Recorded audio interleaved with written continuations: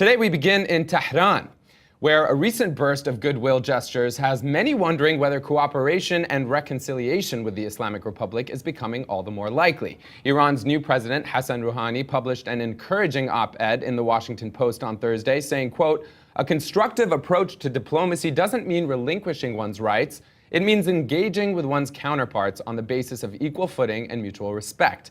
In other words, win-win outcomes are not just favorable, but also achievable."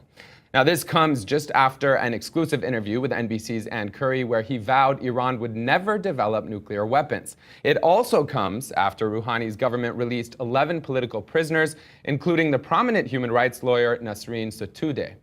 These positive signs have Iran watchers wondering whether a diplomatic breakthrough is possible in terms of tangible outcomes, rather than just the rhetoric that we're used to seeing. Now, joining me to discuss all of this, we have Josh Hirsch, our HuffPost Middle East correspondent.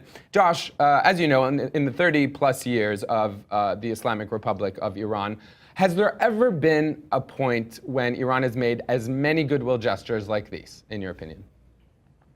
Well, you know, these things come and go, but obviously what's significant about this is the greatest opening we've seen in the Obama term, and that's really what matters right now, right? Mm-hmm. This is the most significant opening that we have right now for President Obama, who's been trying to find some way to bridge this gap. I mean, I thought it was very interesting, the quote you read from Rouhani's op-ed, that term mutual respect is almost taken word for word from Obama's Nowruz message that he first made in March 2009, shortly after taking office. If you remember, he made exactly the same language. So you're seeing now, it took quite a long time, but Josh, they're speaking the same language.